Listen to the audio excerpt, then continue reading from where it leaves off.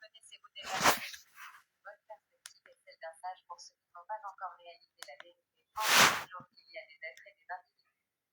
Nous sommes comme des diamants, mais nous ne le réalisons pas. Considérez avec une perspective philosophique. Si vous étiez seul dans ce monde, que verriez-vous dans ce monde? Vous réfléchissez profondément et répondez que vous ne voyez rien à part la nature qui vous entoure.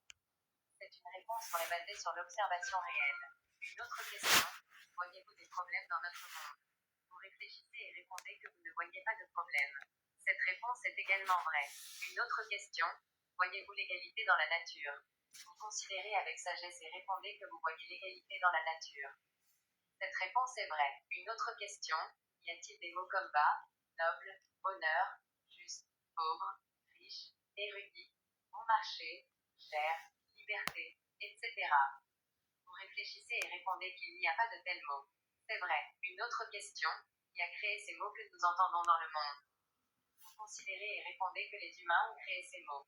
C'est vrai. Les problèmes, les disputes, les arguments, les victoires, le partisanship, la recherche des fautes, etc. surgissent à cause des mots créés par les humains, n'est-ce pas? Vous pensez et répondez que c'est en effet vrai.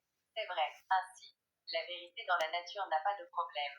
Les problèmes sont créés par les humains, et les humains doivent résoudre les problèmes qu'ils ont créés eux-mêmes, n'est-ce pas? Vous réfléchissez et répondez que c'est en effet vrai. C'est vrai. Une autre question, pourquoi est-ce que le monde entier, y compris vous, ne comprend pas cette vérité? Cette question vous fait réfléchir profondément avec sagesse, réalisant que depuis que vous savez quelque chose, vous dormez profondément dans les mots conceptuels, pensant que c'est la vérité. Dans la nature pure, il n'y a pas de problème du tout, mais les problèmes surgissent des mots conceptuels. À ce moment, vous vous réveillez du sommeil dans les mots conceptuels et réfléchissez à pourquoi les humains dans le monde ne voient pas comme vous le faites maintenant. Ne soyez pas perplexes, ceci est juste une perspective philosophique, ne voyant pas encore la vérité absolue selon la réalité que le Bouddha, notre maître suprême, a réalisée. Si vous souhaitez savoir, prenez refuge dans le Bouddha, le Dhamma et le Sangha, étudiez et pratiquez le Dhamma selon les enseignements clairs du Bouddha suprême. Alors, vos doutes seront éliminés en voyant la vérité. Le texte ci-dessus signifie que penser qu'il y a des êtres et des individus conceptuellement est une condition qui donne naissance à de nombreux autres mots conceptuels. Par exemple, le mot noble donne naissance à des personnes nobles. Le mot honneur donne naissance à des personnes honorées. Le mot bas donne naissance à des personnes basses. Les mots conceptuels donnent naissance à d'autres mots conceptuels, etc. Chers amis du Dhamma, lorsque vous lisez mon dernier écrit,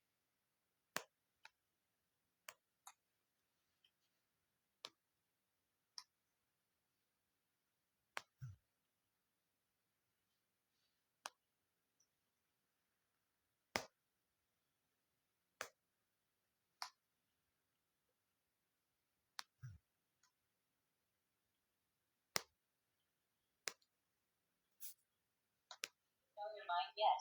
A good perspective is that of a sage for those who have not yet realized the truth, thinking there are beings and individuals. We are like diamonds, but we do not realize it. Consider with a philosophical perspective. If you were in this world alone, what would you see in this world? Ponder deeply and answer that you see nothing except the nature surrounding you. This is a true answer based on actual observation. Another question. Do you see any problems in our world? Think and answer that you do not see any problems. Answer all. Another question.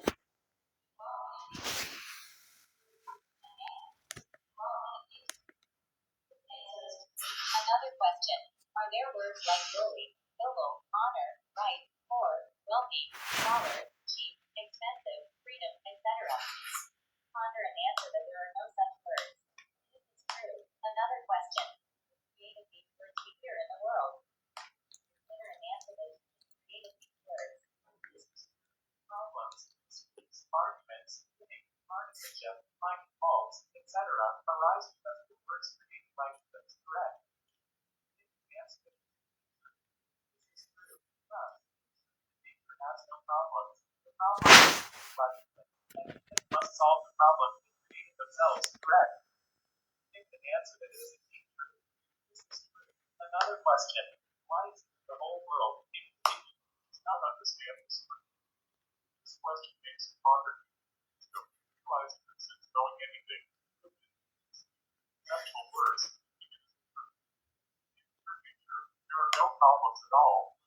rise from conceptual words.